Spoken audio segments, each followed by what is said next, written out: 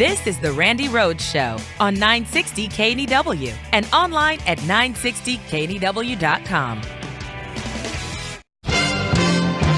BS and Monday go together like cookies and milk. It's BS News for this Monday, the 14th of October, 2013, and away we go. Dateline, vet it.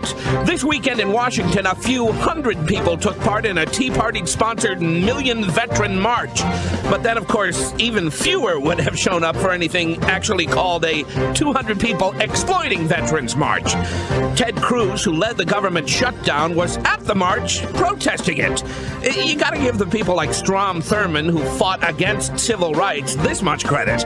As Strom was fighting in Congress to preserve segregation, he didn't go out into the streets protesting against segregation. Duh! Dateline, slaving away. At the Values Voters Summit, conservative activist Ben Carson said Obamacare is the, quote, worst thing to happen in this nation since slavery. It's not as shocking as it sounds, given that the people at the Values Voters Summit don't really think slavery was very bad at all. Dateline, devilish.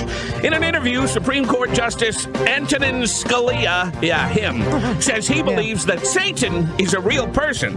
You can see why Scalia would want that to be true. If there is no Satan, then Scalia voted for Citizens United for nothing. Dateline, brain freeze. Archaeologists in Turkey have found the oldest intact human brain ever found. It was preserved in the person's skull by a fire after their body was trapped in rubble from an earthquake. Now, the brain is 4,000 years old, charred, dry, and brittle.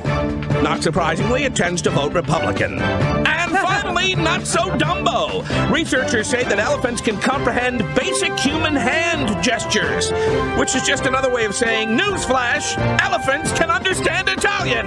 Chendan, it's BS News for Monday. Have a great week.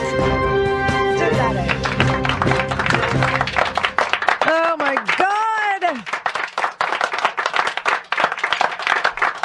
All right, here's where we are. 3 days away from the first default of the full faith and credit of the United States of America ever. 3 days away.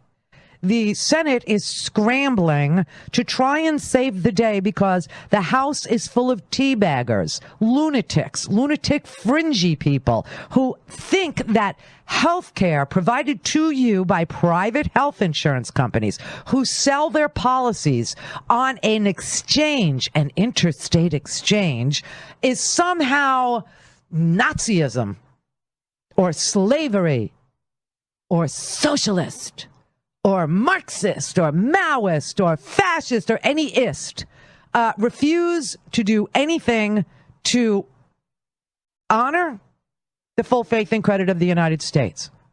They would rather let the United States default, which, by the way, I know the rule. If you mention Nazi Germany, you lose. But this is just a fact.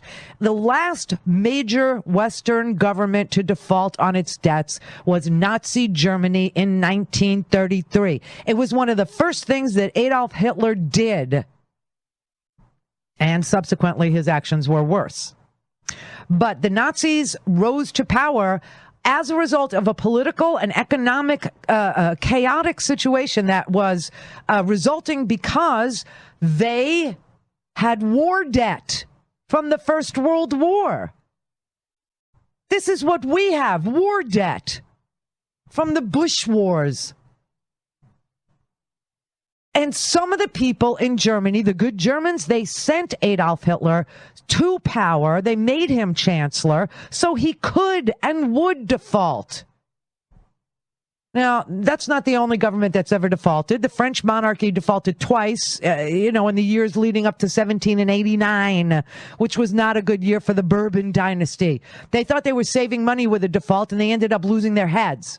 You understand? This causes major upheaval. But you see the way that the world is all interconnected. Now, the idea of America, the reserve currency of the world, the idea of America, who has never, ever threatened or not paid its debts, right now, with China holding $1 trillion and Japan holding $1 trillion and the Saudis holding a bunch and the rest owed to you.